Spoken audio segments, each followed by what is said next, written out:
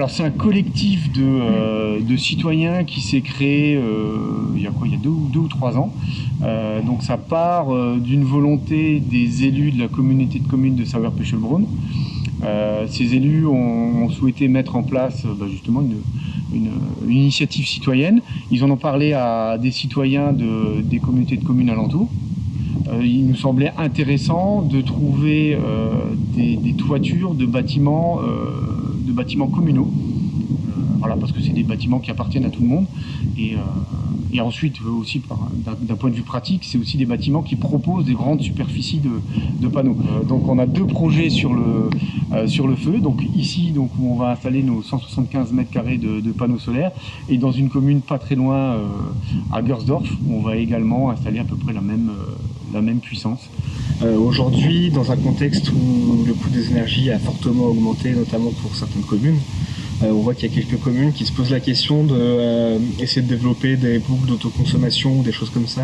L'un des objectifs de la communauté de communes aujourd'hui, c'est d'être un peu aussi dans toutes les actions qu'elle va faire, essayer d'avoir en tête qu'il y a un collectif citoyen qui peut aussi intervenir, qui peut aussi avoir son rôle à jouer et qui peut aider à la construction d'une politique énergétique sur le territoire.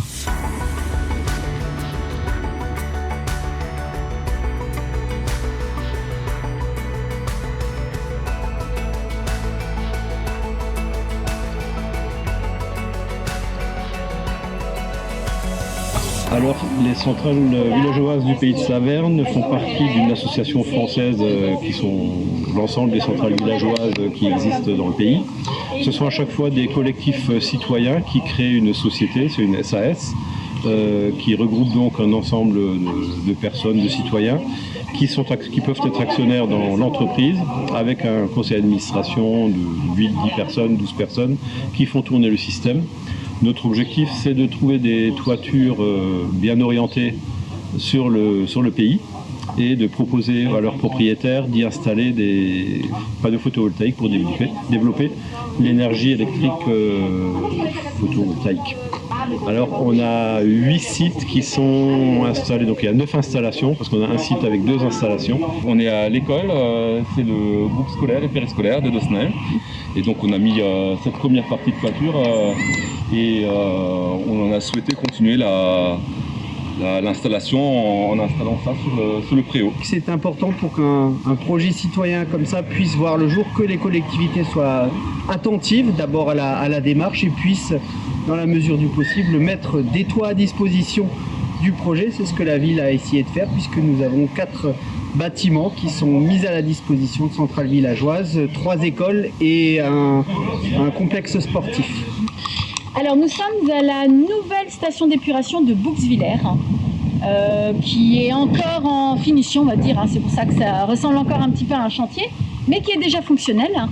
Et vous pouvez voir juste sur le bâtiment technique là, notre dernière installation photovoltaïque qui a été mise en service début mai et qui a une particularité par rapport à nos autres installations que nous verrons plus tard, c'est que c'est une installation, notre première installation en autoconsommation totale. Oui, alors l'autoconsommation, c'est simplement ce qu'on produit comme électricité et consommé directement sur place par l'exploitant de la station d'épuration.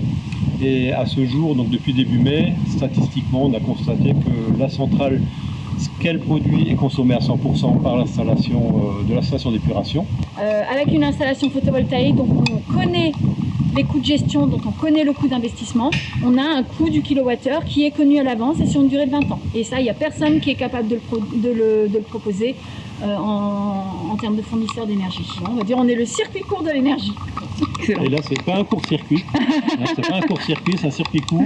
Et là, ça ne peut pas être plus court puisque tout est branché dans le local, la porte du milieu là-bas, l'onduleur est là-bas, donc l'électricité parcourt environ 1,50 m avant d'arriver dans l'installation de la station d'épuration.